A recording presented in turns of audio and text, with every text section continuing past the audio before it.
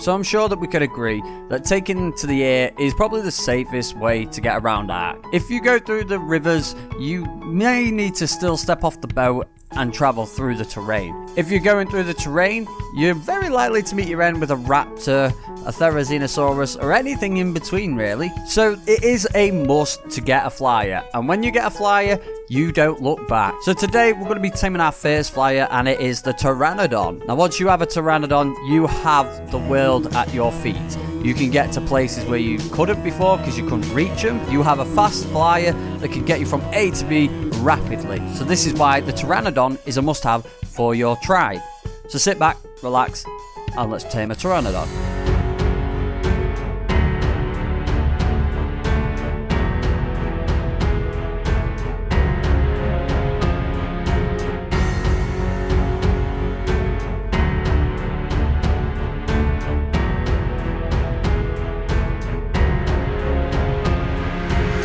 Now before we start, guys, I just want to show you guys the new base, and it is a nice little pirate ship that I made. It took me like 3 weeks or so to get this up and running, and to be fair, guys, I'm pretty impressed with the way it has come out. It has come out fantastically.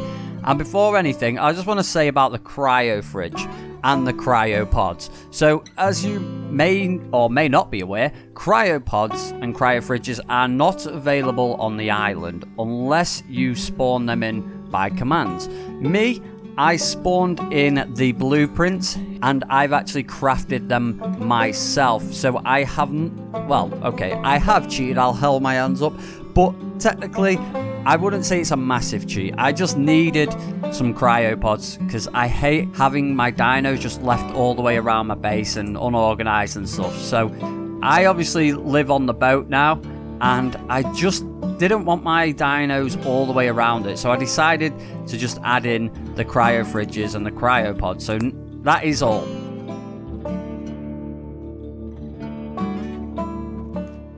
So moving forward, guys, we are going to need the Pteranodon saddle, and this can be unlocked at level 38. There we go. And you only need 75 chitin or keratin, 125 fiber, and 230 hide. So for the chitin or keratin, you can kill either trilobites or turtles. They're your best option. Trilobites tend to be my favourite to go to. Fiber is obviously simple. You just go around and pick up any bushes and everything you can. And the hide, I would go for maybe parasaurs, maybe a few dodos if you have the time. So guys, I actually already have the Pteranodon saddle. There it is. I already have it crafted here, so I'm going to be using that instead of crafting it. So let's move on to what kind of equipment we're going to use today. So we're going to use, obviously, the crossbow. I have got a new long neck rifle that I'm going to use, followed by a pike. I'm going to use a spyglass, and obviously we're going to need the bullets as well, can't forget them, and the trank arrows. So we've got all that, and it's time to get the narcotics. I'm going to take 80, so then we're going to move on to our food, and we're just going to take some 40 stacks of meat. So we're going to take 80, let's take 2 stacks. So the location of the Pteranodon is pretty much everywhere around the island. I'd be very surprised if you've not run into one by now. But the best place to find these guys is definitely the redwoods. Now the redwoods are great for finding them, but they are terrible when it comes to protecting them. You're going to need a lot of protection with you. And seems to know I don't have that much protection, especially around the redwoods. I'm going to go to Herbivore Island.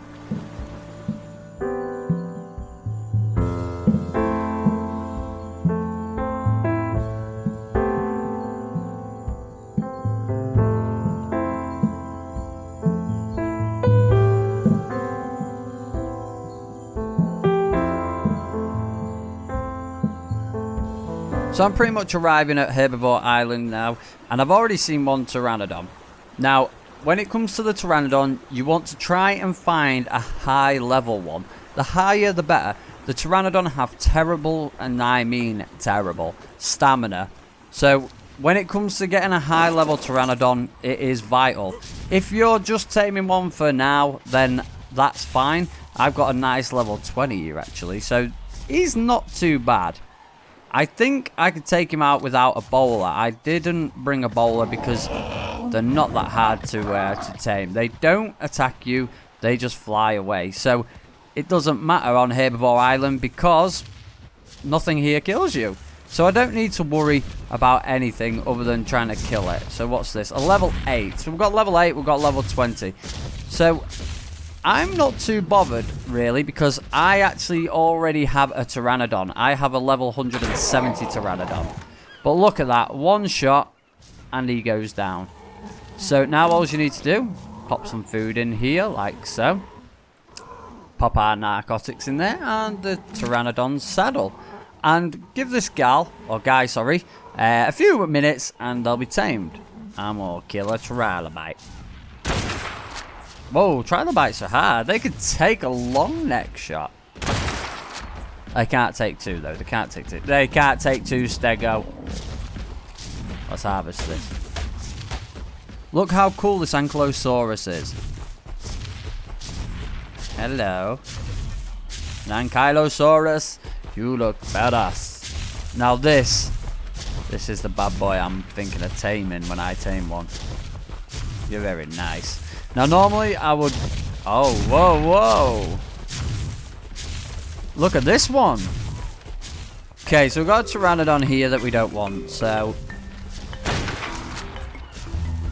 just shoot him out of the sky. He's fish food. Is there any sharks around here?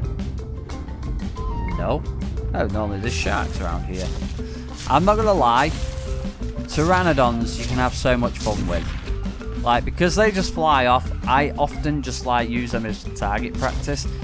I know, I'm a Pteranodon killer. But try it, honestly, try it. When you get a moment, get a long neck or even a crossbow, whichever. I prefer the long neck rifle because you can get some one-shot headshot kills. And it's pretty darn satisfying. Oh, we've got one over here.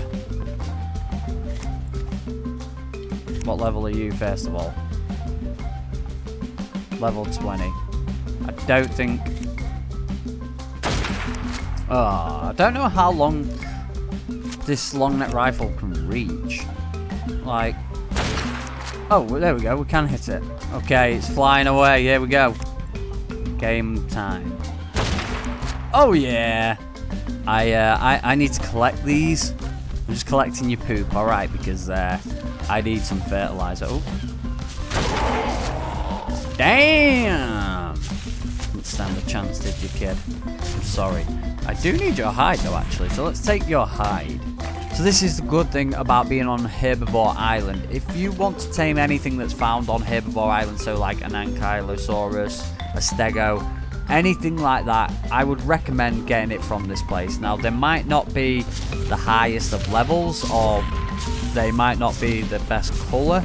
I mean, this guy's a bit of both, but like, say a Bronto, if you get this Bronto that's only a level 16, it's easy to tame them around here because there's nothing around that's going to come and attack it.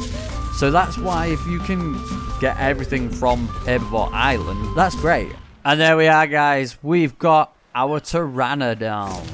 Now, the only problem with this is we've got sort of a low level. This is why I said if you can get a high level one. I didn't want to run around because I already have a high level one, like I said, and I want to show you the comparison from a high level one to a low level one. So this is classed as a low level one to me anyway. For some people it might be a high level. So I'm just going to drop as much as I can. I'm going to have to drop all this poop actually. So the first thing you'll notice, guys, is how fast the Pteranodon can fly. Now these guys can fly so quick, but their stamina drains rapidly. As you can see, I am almost out, and all I've done is flown from Herbivore Island to the shore, and I'm already landing. So this is where a higher level one, you will get higher stamina stats. So you need the higher level one so you can fly around faster and for longer. So guys, I'm going to get my other Pteranodon out.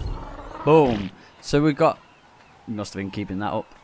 So there we go, we've got a level 170 now, and if I go in here, you can see the difference. So I've got 451 stamina, compared to this one, was it 180? What is wrong with you two? Are you synchronized pooing? 187. So you can see the comparison. Now, so this guy got me from Herbivore Island and back.